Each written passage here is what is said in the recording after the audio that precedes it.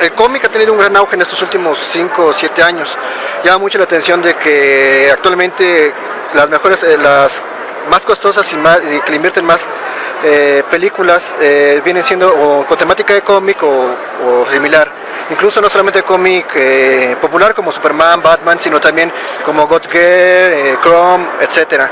¿Tú cómo ves este boom que se dio en esos 5 o 7 años a la fecha? Mira, siento que es bueno. Es bueno porque habíamos entrado en un proceso de recesión. Desde finales, bueno, sería mediados de los 90, después de la muerte de Superman y el boom que tuvo, entró en proceso de recesión. Entonces ahorita poco a poco va retomándose, pero lo interesante es que sí se está abriendo a otro tipo de títulos. A veces ahorita viene Vértigo por parte de Televisa, que pues bueno, ya es un gran avance. No sé, no conseguías Vértigo en español a menos que fuera importado. Entonces eso ya habla de apostarle a una apertura al público mexicano. Me parece bien. Antiguamente a los que les gustaban cómics y todo esto era una especie como que un plan muy cerrado, muy difícil de acceso, incluso hasta la cuestión como de buleados o similares. Sin embargo, hoy día hasta parece como que está de moda incluso hasta conseguirse una chica o un chico geek. ¿Tú cómo es este cambio, sobre todo que se haya dado de un perfil de deportistas o rudos ahora a chicos geek? Fíjate que se lo atribuyo a un medio que no fue el cómic. No fueron las películas, fueron los videojuegos. A raíz de los videojuegos, ser gamer es ser cool y todo lo que va alrededor es cool también. Entonces, pues, los que éramos gamers de cepa, pues, leíamos cómics. Y al revés, ¿no? O sea, los que leemos cómics tendemos a ser gamers. Entonces, siento que ahí fue Fíjate, estos también tienen algo interesante que decir. Cuando estábamos nosotros más chavos era, bueno, ya no digamos de conseguir cómics, sino también el hacerlos, meternos en escribir sobre cómics o hacer cómics era muy difícil. No había maestros, incluso hubo una especie como de pérdida generacional en los años 80, cuando maestros como Sixto Valencia, como todos ellos se quedaron en su propio mundo y los nuevos no sabían a dónde acudir. Sin embargo, hoy día ya hay escuelas, hay una gran cantidad de escuelas, tutoriales, etcétera, cosas que puedes bajar para aprender desde cómo escribir hasta cómo dibujar cómic. ¿Cómo esta perspectiva y sobre todo este vacío generacional que se dio en los años 80? Fíjate, es una buena reflexión la que dices. Efectivamente, o sea, tuvimos el salto desde los grandes historietistas que caen en el olvido durante mucho tiempo, y ahorita pues precisamente los mismos que empezaron a estudiar diseño y demás como que decidieron retomar la idea y clavarse con la idea geek, ¿no? Con el comic fandom. Entonces yo creo que de ahí surge. Creo que sigue teniendo el estigma de te vas a morir de hambre,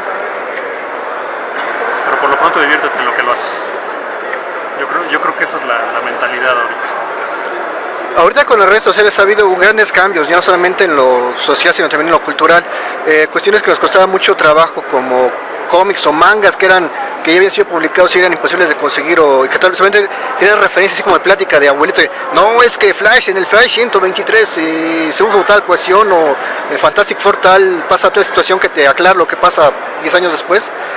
Hoy día los podemos así espiroquetinguear, como dicen ahí en los tribunales supergüeyes, y nos permite un diálogo mucho, tanto intergeneracional como geográfico, muy rico. Sin embargo, también hay una gran cuestión que hay como que no hay un diálogo, o sea, digamos que los que están haciendo ahorita cómic, que de 30 años, más o menos, no dialogan, no pasan su información a los de 20 años y así a los de 15 y demás.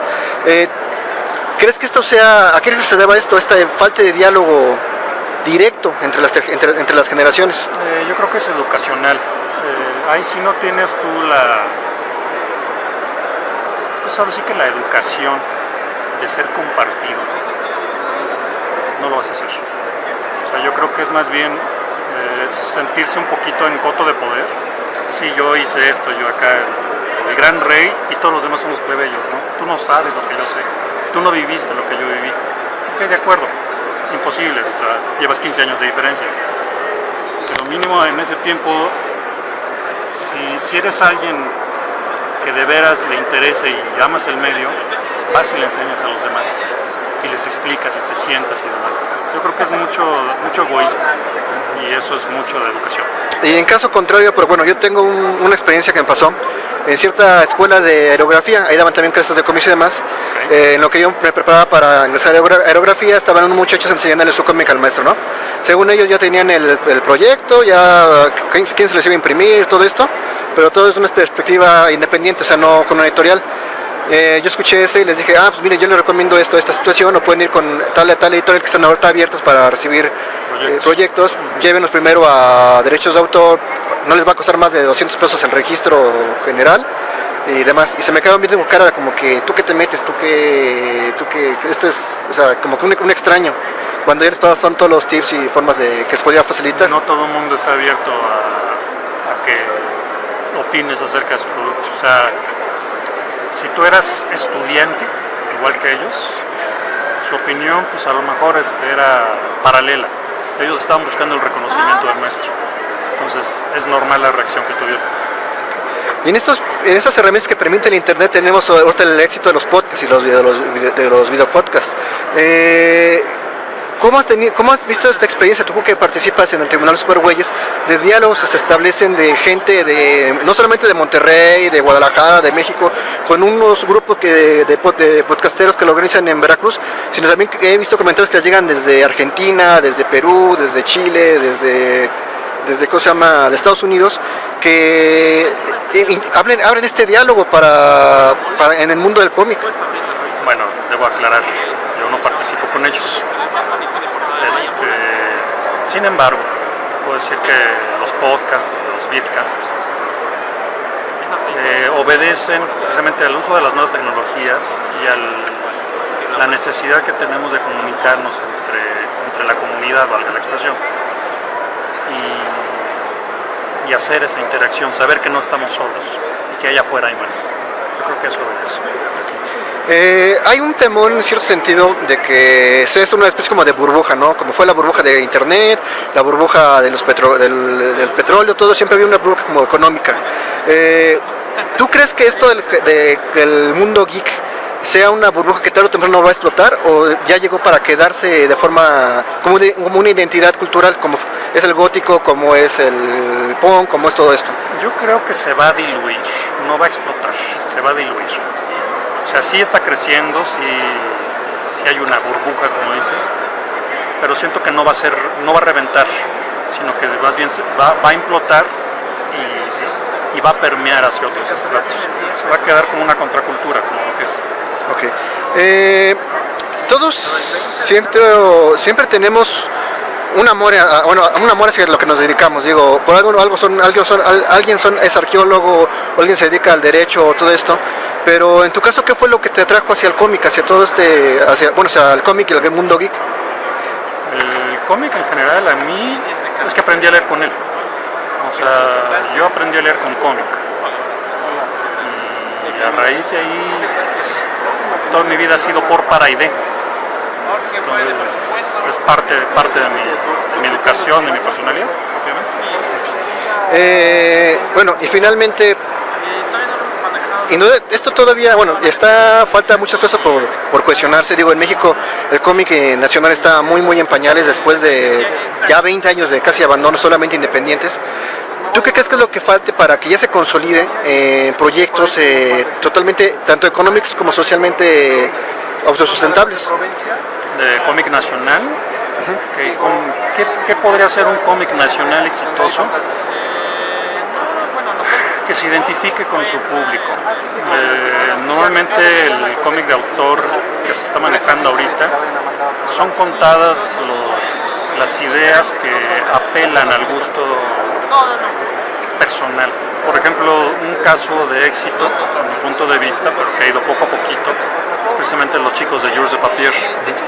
¿Por qué es un éxito? En primero, es un formato muy sencillo, que son las tiras.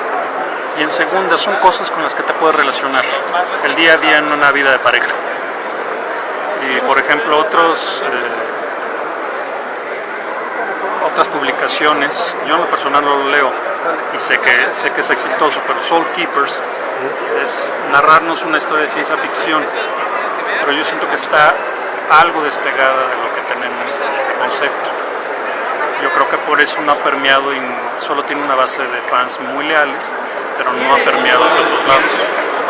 Ok, y finalmente, ¿qué podrías decirle a todos los chavos nuevos que están integrando a todo esto? O sea, que leen un kamikaze y boom, o sea, les quieren leer a Mafalda o a Superman o todo esto, o se acercan por las películas y demás, y que se enamoran igual que tú en su momento de todo este mundo, del mundo geek, mundo del cómic, y ahora ya quieren crear. ¿Qué es lo que les recomendarías tú?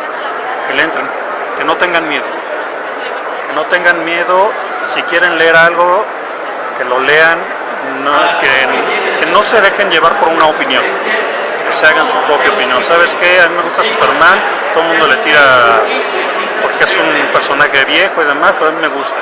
O sea, que le entren a lo que es. Si te gusta el cómic de horror, entra en el cómic de horror.